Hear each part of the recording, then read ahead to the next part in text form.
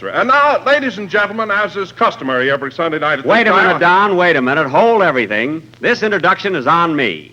All right, boys, let's have it.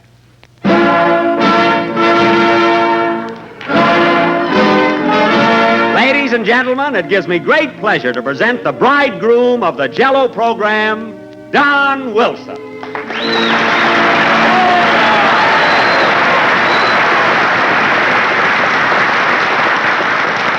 Yes, sir. Yes, sir. Well, there you are, Don. There's our little send-off for you. And we all wish you and the bride a lot of success and happiness. Well, thank you, Jack. Thanks very much. Why, Don, you're blushing. I am Don. You are, too. Look at them, folks. 300 pounds of love. Tell me, Don, where did you spend your honeymoon? We went down to Coronado Beach for 3 days. Oh, Coronado is an ideal place for a honeymoon. A beautiful hotel, gorgeous scenery, and a lovely swimming pool. Yes, and a terrible thing happened, Jack. What? We forgot to take our bathing suits. Oh, that was a shame. A fine honeymoon with no swimming. But I'll tell you one thing, Don. Hello, Don. Congratulations to the bridegroom. Well, thanks, Mary. Isn't that wonderful, Mary? Just think. Little Cupid shot his arrow and hit our own Donzie. Well, if Cupid couldn't hit Wilson, he ought to go out of business. Mary, be sentimental, will you? Say, by the way, Don, did you get the wedding present I sent you? I hope you liked it. Oh, it's beautiful, Jack. Thanks. I haven't seen any of those in a long time. Well, it was no easy job getting it. I had to shop all over. What did he give you, Don? A lovely bowl of wax fruit.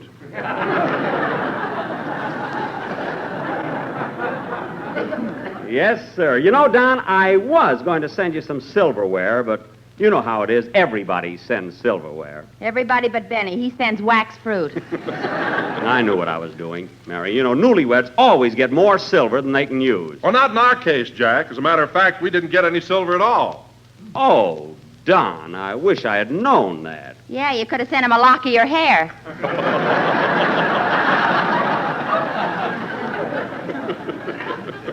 All right, Mary, how was I to know? I never saw anybody like you, Jack. You always give the oldest, corniest presents. Is that so? Last year on my birthday, you sent me a bustle.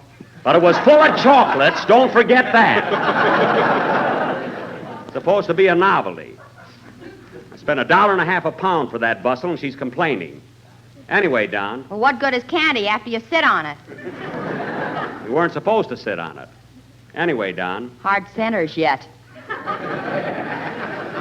Now, Mary, forget it.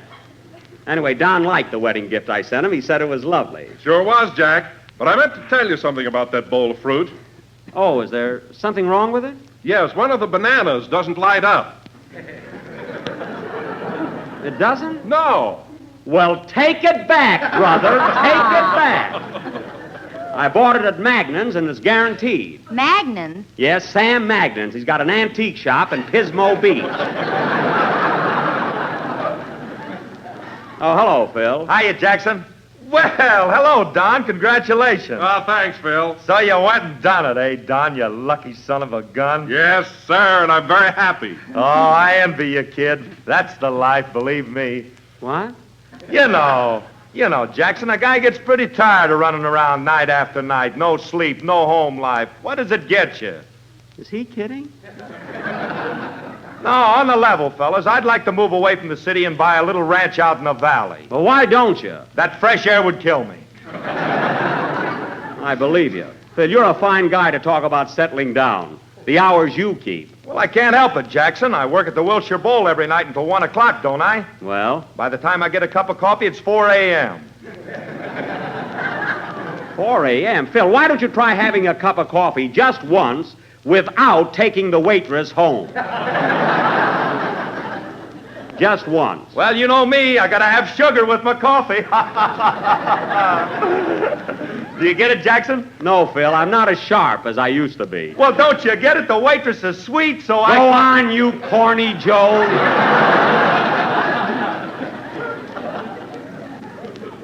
Mary, can you imagine a guy pulling one like that and then trying to explain it? You think that's bad? You should have heard the gag he pulled at the bowl the other night. What was it? Well, Phil was announcing a song, so he said, "And now, ladies and gentlemen, our next number is all about the manicurist who married the millionaire." What was the title of it? I'll never file again. Holy mackerel! You know, Phil, if you'd keep your mouth shut at the Wilshire Bowl, they could put a cover charge on. Believe me. Oh, hello, Dennis. Hello, Mr. Benny. Gee, what I know about Don Wilson. What? I saw him at the Coronado Hotel last week, and he wasn't alone.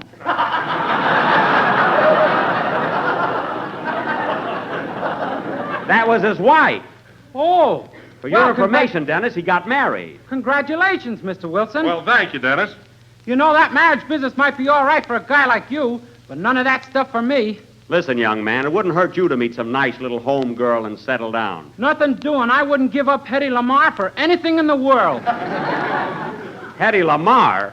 Why, she doesn't even know you're alive. I can wait.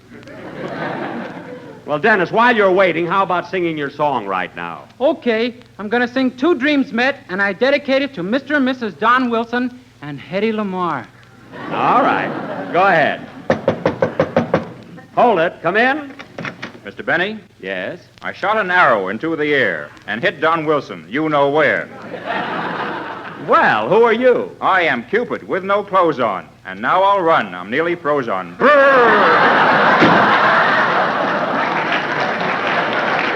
Well, that's the most stupid Cupid I've seen in years. Sing, Dennis. Very good.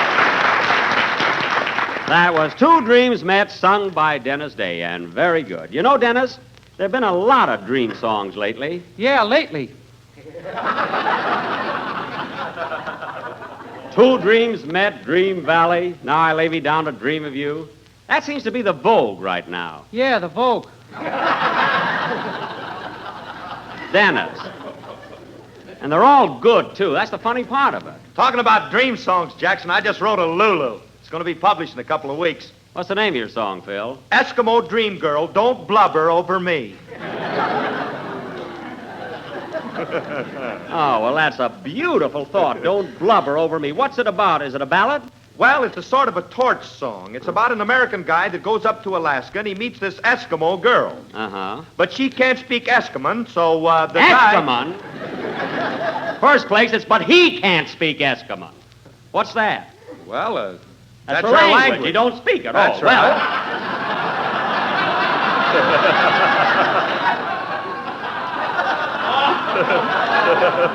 not even you can't read your own line, but you don't know what page it's on.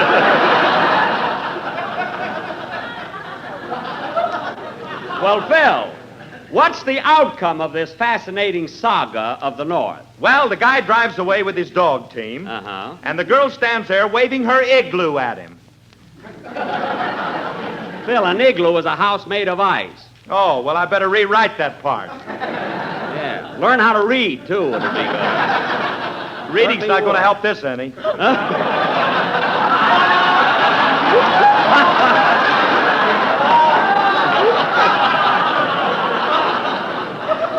Say, Mary, how about you and me singing it some night? You can be my Eskimo girl. I'd rather be the dog team.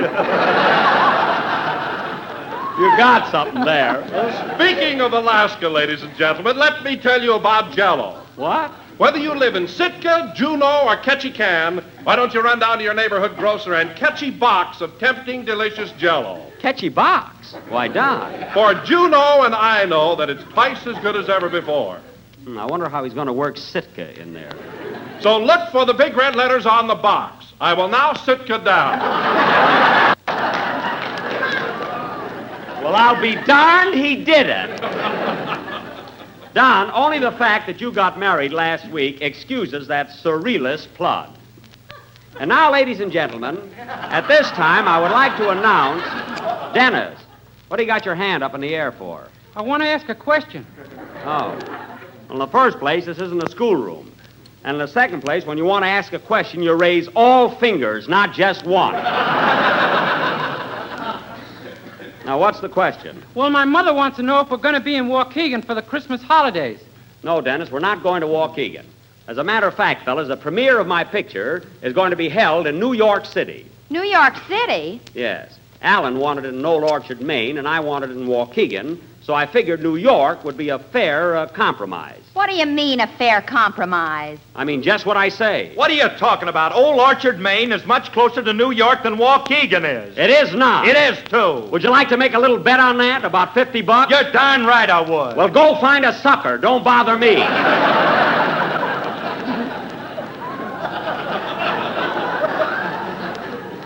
I guess that'll hold you, brother. Oh, boy, are you a welcher. I'm not a welcher. But I don't believe in gambling when there are minors present. Dennis is over 21. I mean coal miners. There are 3 boys in Phil's band from Scranton.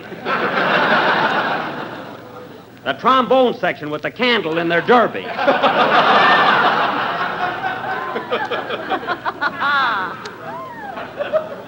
Now, let's forget it. And now, ladies and gentlemen... Pardon me, Jack. Yes, Don? Would you mind terribly if I ran along? I promised the little woman that I'd get home early tonight. No, go right ahead, Don, but I was going to buy you a bottle of champagne across street at the Tropics right after the show. You know, I think a celebration is in order. Oh, say, I've got a great idea. Why don't you and the gang come over to the house? I want you all to meet my wife. Tonight? Oh, Don, that would be an imposition. 5 of us barging in without any notice or anything. Oh, it's no imposition at all. Peggy'd love to have you. But, Don, don't you think you ought to call your wife up and let her know we're coming? You know, barging in like this with a whole gang of people. No, Jack, the little woman won't mind. Really, she's a peach. Well, all right. Come on, fellas, let's go. Wait a minute. Hello? Hello, Mr. Benny. This is Rochester. Rochester, I haven't got time to talk to you now. We're on our way to the valley. Well, I heard you say you were going to New York for the premiere. Does that include your loyal, devoted, and I got my clothes packed already, butler? Yes, but I don't know why I'm taking you. The last time we were in New York, I didn't see you for 2 weeks. You didn't look in the right places. I'm not supposed to look for you. You're working for me, remember? Yes, sir. Imagine packing already. I never saw anybody so anxious to leave. Boss, I can't wait till I get to New York.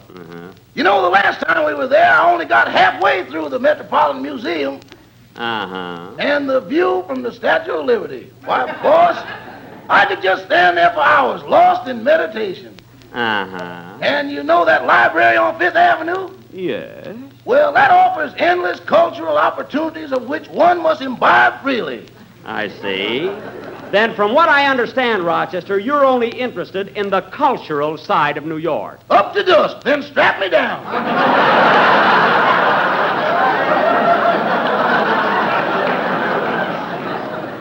I thought so. I know you look like a book. Now, listen, Rochester. I have to prepare for the trip east, so I want you to send my heavy overcoat to the cleaners. Oh, yes, the one with the green velvet collar. That's black velvet. Have you seen it lately? Never mind. Just send it to the cleaners. Okay. Oh, say, boss, What? I think you ought to give up that job as dog catcher at Beverly Hills. Why? You know those 2 Great Danes you captured yesterday? Yes? Well, Mr. Darrell Zanuck was just here and says one of them is his polo pony. Which one? The one at Winnie's. Well, all right, give it to him. Goodbye. Goodbye. Say, boss, I don't think the other one's a Great Dane either. It is too. Okay, I'll take the saddle off. So long. That's the last time I'll go out chasing dogs without my glasses. Well, come on, fellas, let's go. I got cab waiting, Jack. That's swell, but I still think you ought to call up your wife. Oh, Don knows what he's doing. All right, let's go then.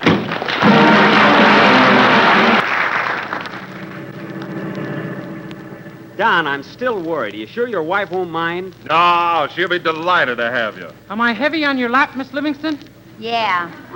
Phil, why don't you hold Dennis for a while? I just had my pants pressed. Put them on the floor. Phil. Well, here we are. Driver, pull up at that little white cottage there. Okay. Well, this is it, fellas. How much is that, driver? $2.35. Here you are. Wait a minute, Don. Wait a minute. This is on me. Oh, no, I want to pay it. Gee, you got a cute house there, Don.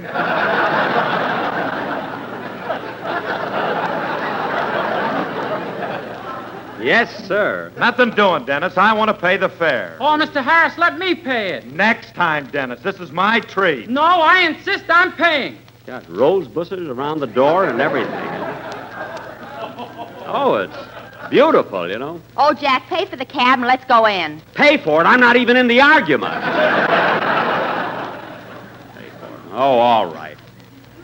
How much you say that was, driver? $2.35. Here. Here's $2.50. Keep the change. Oh, goody. Now my wife can have another baby.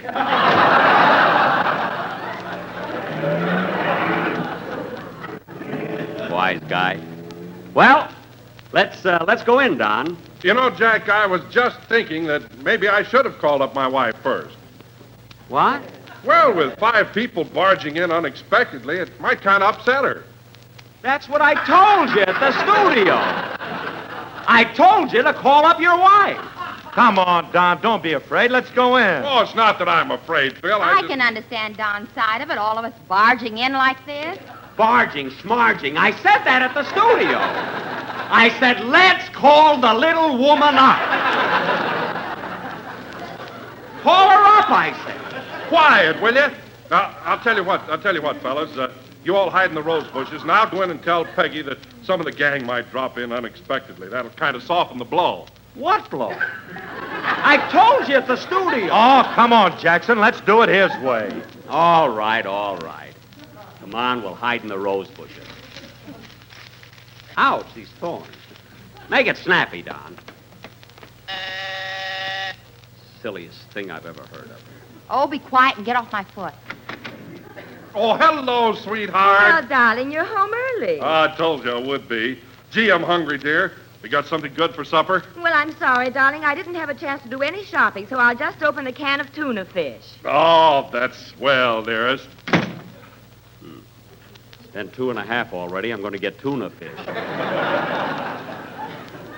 What are you worrying about? You're not even in yet. Thing that burns me up, I'm the guy that told him to call her up. Hey, Jackson, have you got a cigarette? What? I say, have you got a cigarette? No, here's a cigar. Thanks. Oh, boy, Corona. Don't let the label fool you. Very funny. I wonder if Don's going to be... Hey, Dennis, stop eating those roses. Well, I'm hungry. So am I, but I'm going to wait. How are they? They need salt. Oh, stop. Hey, quiet, fellas. The porch light just went on. Hey, fellas, are you still there? Yeah. Well, I just told Peggy that I saw Phil and Mary pulling up in a car, so you two better come on in first. What about me? You weren't in the car. Well, for Pete's sake, I could be. You made the whole thing up. Let's all go in. No, you can't do that. Mary and Phil come first. Okay. See you later, Jack. It's the darndest mess I ever got into. Yeah. I told him at the studio 5 times. Call her up, Don. Call up your wife. That's all. Call up the little woman. But no, he has to be a wise guy. And on top of that, it looks like it's going to rain. It'll be wonderful for the roses. Not for the roses. If I get pneumonia once more, I'm a goner. Yeah. Roses. Wouldn't mind waiting out here, but the worst of it is I got to talk to you. What'll we talk about? Nothing. Just be quiet and eat your roses. Getting chilly, too. Here comes Don again. Hey, Dennis, come on in. Dennis? Yeah, I told my wife I just saw him riding up on his bicycle. Well, as long as you're dreaming things up, why didn't you see me on the handlebar? Use your bean. Don't worry, Jack, you're next. Well, look who's here, darling. Dennis Day. Look at here, darling. Dennis Day.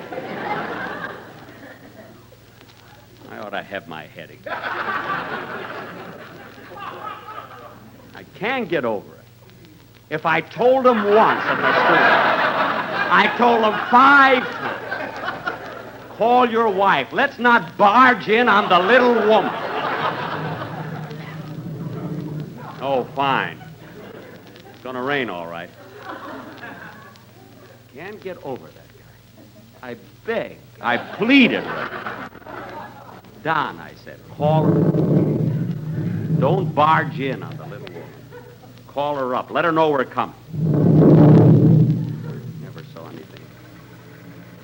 I knew it. I knew it. Well, here it comes. I'm going to get soaked. Oh, the heck with Wilson. I'm going to walk right in that house, ready or not.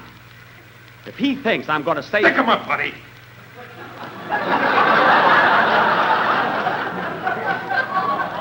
Huh? You heard me. Stick him up. Stick him up? Are you a burglar? I ain't Santa Claus. Now, look, mister. Come on. Where do you carry your dough? In my right shoe. But look, mister, I was invited to a party in this house. I'm not even supposed to be out Get here. that shoe off. It's raining. I'll get my foot wet. Now, please. Hey, Jack! Oh, Jack! Keep your mouth shut or I'll drill you. But he's calling me. Can't you hear? Jack! Jack, where are you? Not a peep out of you, buddy. There's nobody out there, darling. You must have been mistaken. Oh, I guess I was, dear. Oh, my goodness. All right, buddy. Off with that shoe. Now, listen, mister. If I take the shoe off, I'll never get it back on again. I haven't got my button hook with me. Now, please, go away. Come on. Give me your dough. But listen, buddy, this isn't fair. I wouldn't have been here at all if Don Wilson had taken my advice. What are you talking about? I'm not kidding you, buddy. If I told him once, I told him 1,000 times. Call up your wife, Don. 5 people barging in on the little woman. It's an imposition. But would he listen to me? No. He had to be a wise guy, a smart ass. He wouldn't